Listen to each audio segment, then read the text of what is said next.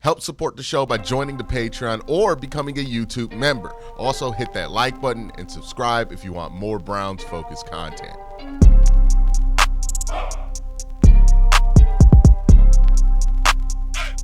So the Super Bowl has happened, and every year after the Super Bowl, there are a lot of takes that come out based on who wins the Super Bowl, right? And one of the takes that I think is going to become pretty popular over the next couple of months is this idea of equating Jalen Milroe to Jalen Hurts and saying, hey, you could draft Jalen Milroe in the second round and do the same exact thing the Eagles did, because you can make the argument that Jalen Milroe is a similar player to Jalen Hurts. And I get why that comp is made. Jalen Milroe is a spectacular runner of the football in very similar ways to how Jalen Hurts was. I would argue that their running styles are a little bit different. Jalen Milroe, it's much more about his ability to just straight up outrun you. Like, his running style is more based on his speed than it is his strength, which when you look at Jalen Milroe, you would think it's the opposite. But very rarely is Jalen Milroe just going straight up the middle. He likes to cut around, run around guys, and take different angles to the end zone or use his quickness. He's more of a quickness-based runner than I think Jalen Hurts is. Jalen Hurts is he runs more like a running back than Jalen Milroe does, right? So as runners, if you're just looking at the macro, not the micro, right? Not the specific details on how they get to where they are as runners, you can compare them. The issue with comparing Jalen Milroe to Jalen Hurts is when you start to talk about them as passers. Because I think the mistake a lot of people make with Jalen Milroe is they watch Jalen Milroe play in college, and it looks similar to how Jalen Hurts looks in the NFL. Right? Like, there are games where Jalen Milroe and Jalen Hurts look like similar level passers, but they're playing on two different levels of playing field, right? We're comparing what we're seeing on Sundays with Jalen Hurts to what we're seeing on Saturdays in the SEC, and admittedly a down year in the SEC, with Jalen Milroe. And I think that's led to people thinking that these two are closer as passers coming out than what they are. Because the reality is, Jalen Hurts, his last year at Oklahoma, demonstrated that he is so far and more advanced than where Jalen Milroe is as a passer right now. I think people forgot how good Jalen Hurts was that last year at Oklahoma, to be honest with you. Let's just put up the numbers. Jalen Hurts' last year at Oklahoma, he had, and this is just his passing numbers. We'll get his rushing numbers in just a minute, because there's an argument to be made that Jalen Hurts was a more effective runner than Jalen Milroe was in college football as well. But Jalen Hurts last year in college football as a passer threw 3,851 yards on 69.7% completion percentage, had a 191 rate, a 32 touchdown to 8 interception ratio.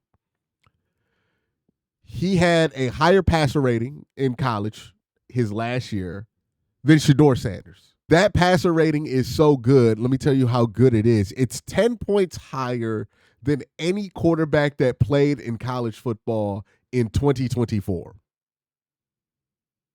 Just straight up.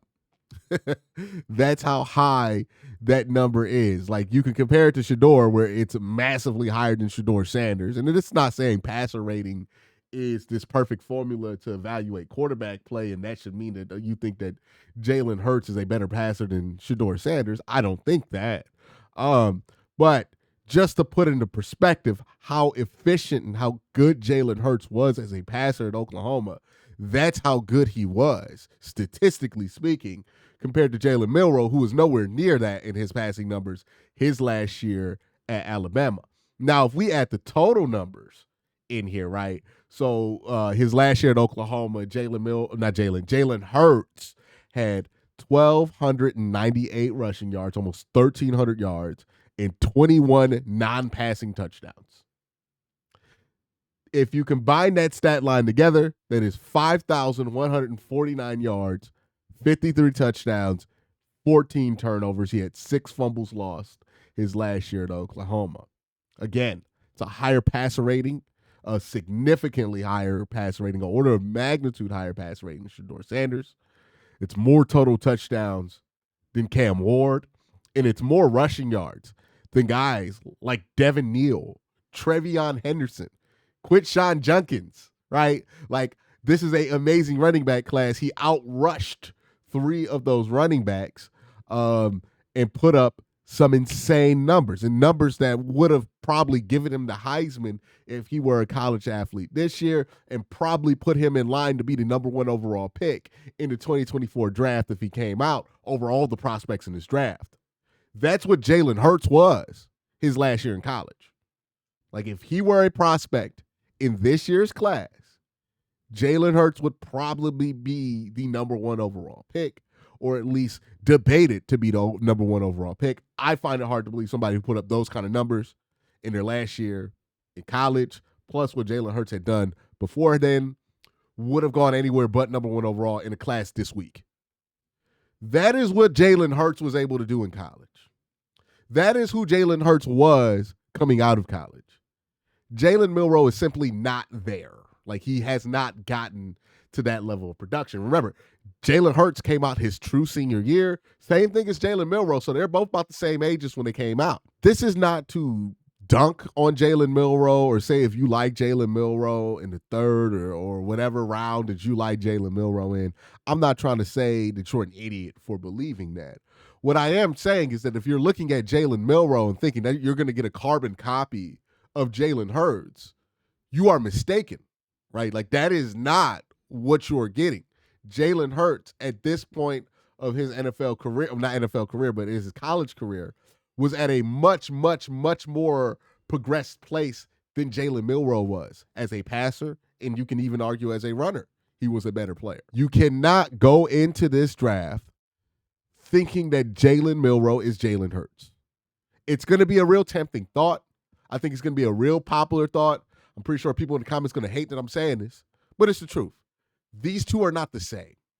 These two are nowhere near the same. Thinking that you could do the exact same thing with Jalen Milroe in the second round that the Eagles were able to do in the second round is drastically underestimating how good Jalen Hurts was in college. We often underestimate how good quarterbacks who might not be franchise ones, but are still very high-level starting quarterbacks, how good those guys were in college, how much they had to demonstrate in order to get the opportunities they had to get to. And this is another example of that, right? I think people think of Jalen Hurts in the NFL as not a great passer, but don't really think about how good he had to be in college to even get that opportunity here. Again, you can't make that mistake with Milroe thinking that you could get the same exact productivity as Jalen Hurts as a passer, because Milroe has not demonstrated that he is that level of passer. The other issue with Jalen Milroe is that I think he is more capable of making like a crazy tight window throw than Jalen Hurts. I've seen him do that in college a little bit more often than you saw Jalen Hurts do it in college. The issue with Jalen Milroe is that I don't really, like, if I'm drafting a quarterback knowing that they're not going to be the greatest passer in the world, I'm not going to put that quarterback in position to make tight window throws. I'm going to put that quarterback in position to make easy throws, layups. And Jalen Milroe has never been consistent hitting his layups like Jalen Hurts has been consistent hitting his layups. Again, I can see how people compare these two. I can see how people can see similarities to these two. But the reality is that Jalen Hurts at Oklahoma, his last year, so an order of magnitude better of a prospect than what Jalen Milroe is right now coming out of Alabama. You cannot make that mistake, right? Now, when I watch the Super Bowl, there are some things that I've been thinking about that I think have crystallized in my mind as ways that I think teams want to go.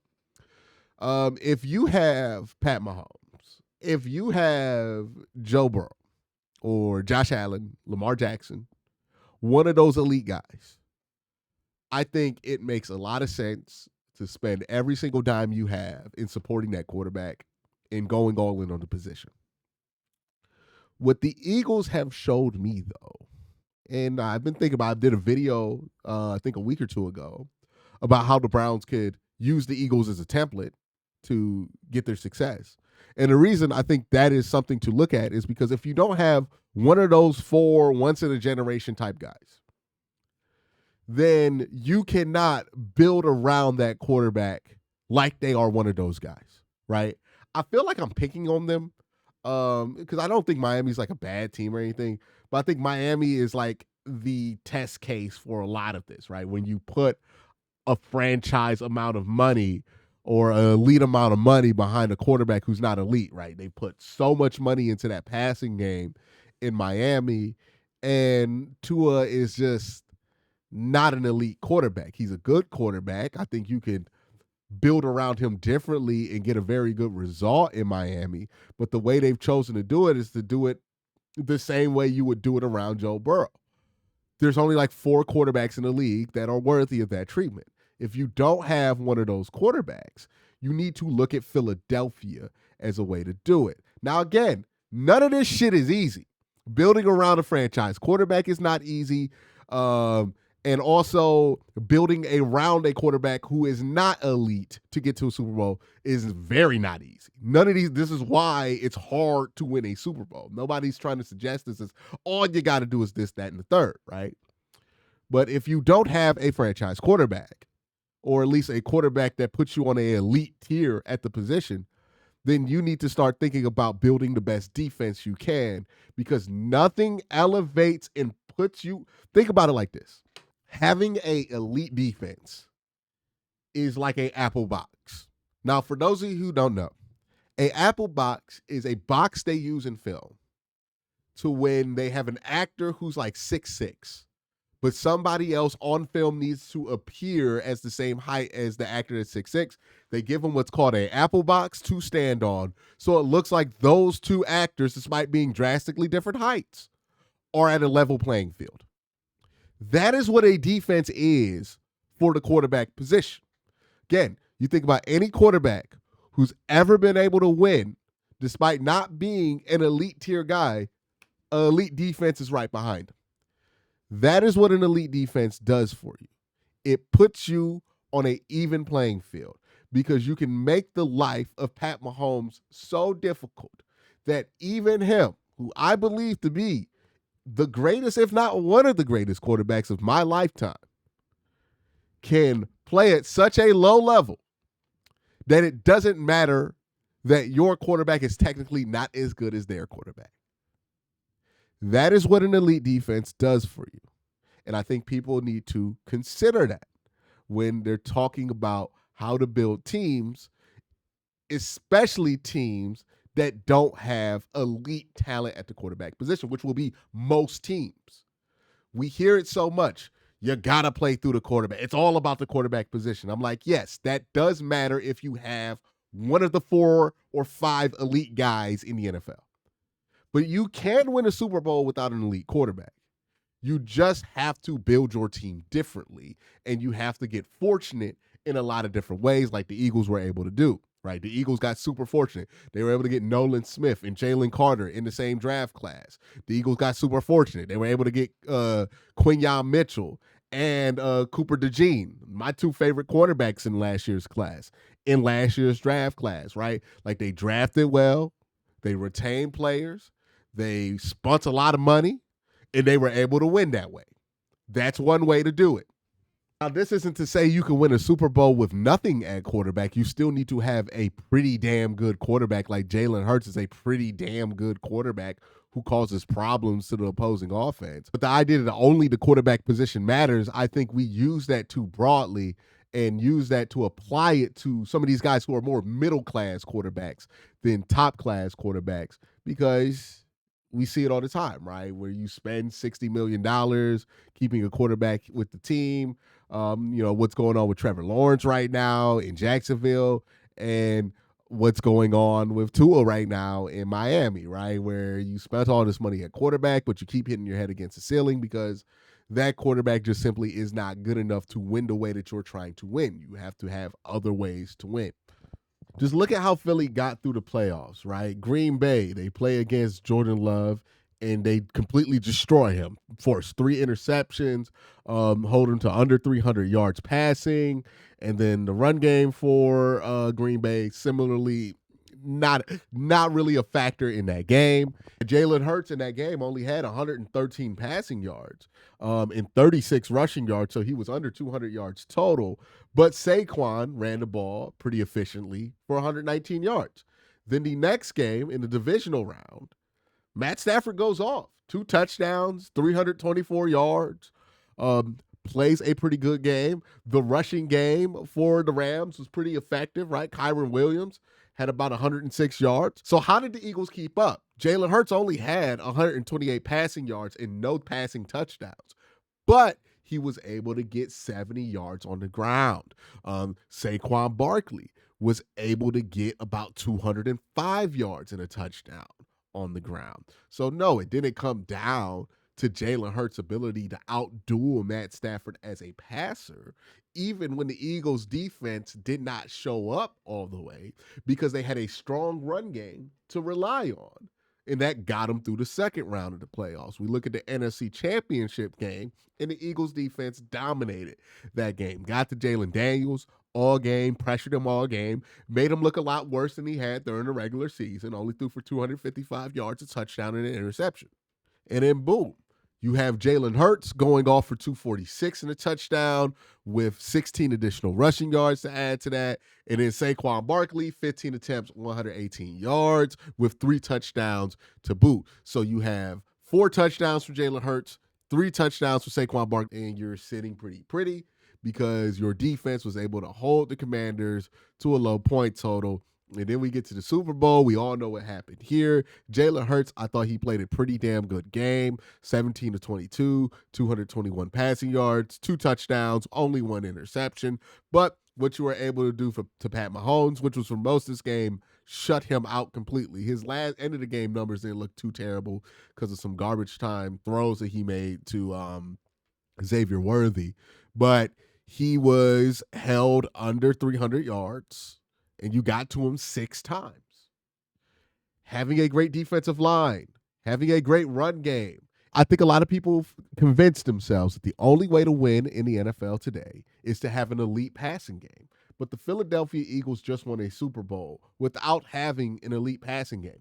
I don't believe Jalen Hurts threw for over 300 yards in any of the games that he played in during this playoff run. Similarly, while the Eagles do have some great wide receivers in Devonta Smith and A.J. Brown, both those guys never reached over 100 yards during this entire playoff run.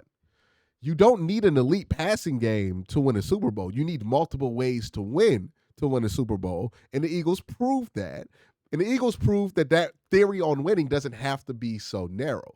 You can have a great defense carry you to a victory, the way that the Eagles defense carried them into a victory in the Super Bowl. You can have a game where Jalen Hurts isn't throwing the ball well at all, but it doesn't matter because Saquon Barkley is picking up the rest of the load. You can have a game where Jalen Hurts and Saquon are playing well, so it doesn't matter that the defense no-showed. You can't be overly reliant on one thing to win a Super Bowl.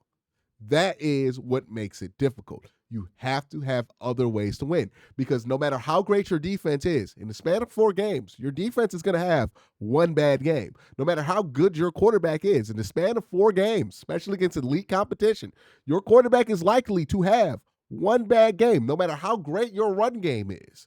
During the span of 4 games, your running game is likely to have one bad game.